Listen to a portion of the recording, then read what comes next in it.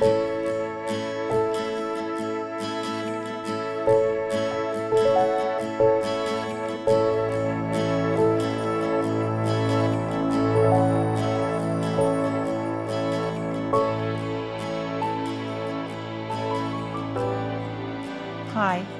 welcome to Hushababy Consulting. I'm Helen Sands and I've been assisting families for many years with their children's sleep issues and various other related problems. I'm a professional baby and child sleep consultant and parenting coach with over 30 years experience working with children. And I'm also a proud mum of toddler twins, so I have very relevant first-hand experience. One of the most common questions I hear from parents is how to establish healthy sleep habits from birth. This is a very complex issue, but there are some tips that can really help, and these are all points I used with my own twins from the moment they came home from the hospital.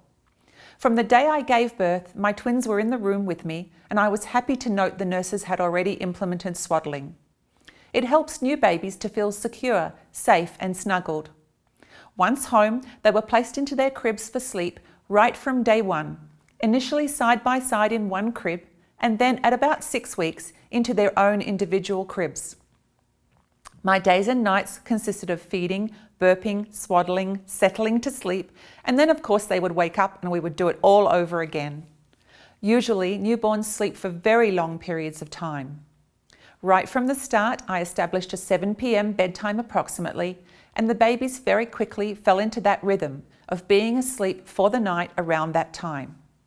By the age of 6 weeks, they were fed at 7 p.m., fed between 10 and 11 p.m., fed between 2 and 3 a.m., and then around 5 a.m. if they woke up.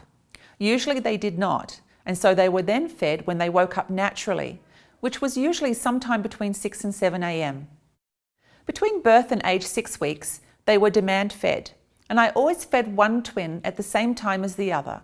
So when the first baby woke up, the other was fed and burped at the same time. They very quickly fell into the pattern of waking at approximately the same time as each other because of this practice.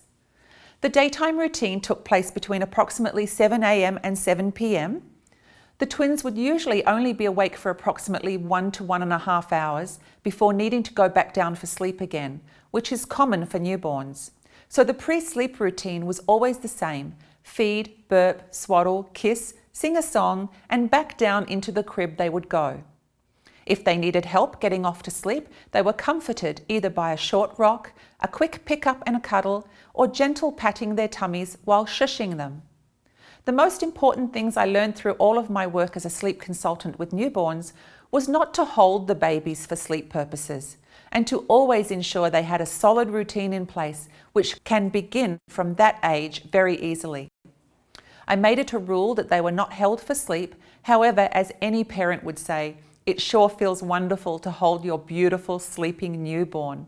So this is very often hard to resist. They smell great, and of course we are all in love with our babies. However, with my knowledge, I knew that it would be a very slippery slope if I held them for sleep, and knowing that Grandma's help would be gone by age 4 months, I had to ensure they knew how to sleep well before she left. In the age range of 10 to 16 weeks, the twins grew a lot, ate a lot, and maintained one feeding at around 10:30 p.m. Usually this feed was done in the dark with only a very dim nightlight on before I went to bed myself for the night. When they were done, a quick burp, re-swaddle, and back down again. Sometime around 3 months, I knew they were doing so well that they could easily sleep through the night without the need for feeds. They were eating a great deal in the daytime, they were gaining weight and thriving. One night, I decided not to feed them and just see what happened. My son slept through the night easily. My daughter woke up at the usual time, and I just gave her a small bottle with half and half water and formula, and she went right back to sleep for the rest of the night in the usual way.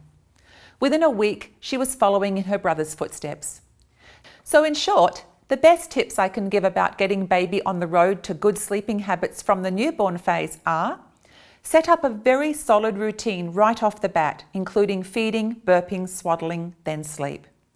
If baby does not settle easily within 10 minutes of going down, she may need another burp, and you can try the other tips I talked about earlier.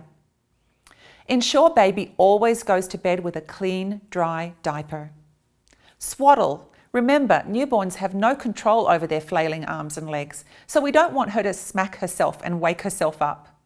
If you are not comfortable with swaddling, again, that's a personal preference, but it will most likely mean that baby will not settle as well or as quickly, so you have to prepare yourself for that. I do not advise allowing baby to sleep in arms or on somebody's body.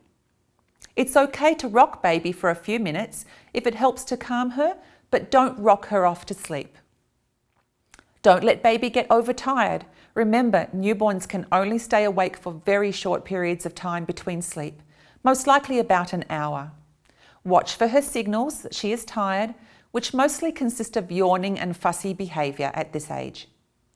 Try to listen and learn the different cries your baby makes. Usually a hungry baby makes a very different cry to when she has other needs. So if she is genuinely hungry, nothing will settle her other than food.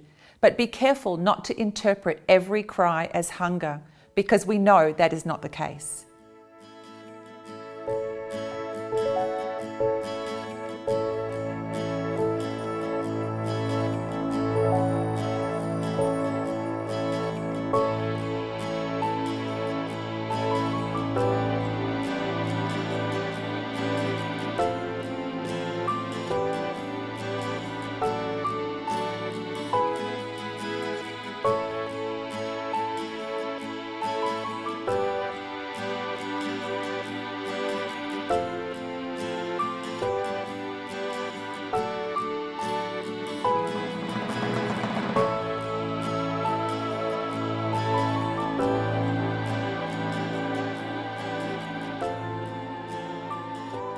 All the best, and if you need help with your little one, please don't hesitate to contact me. I can be reached through my website, hushababy.com, or by telephone at 604 803 0068. I look forward to helping your family.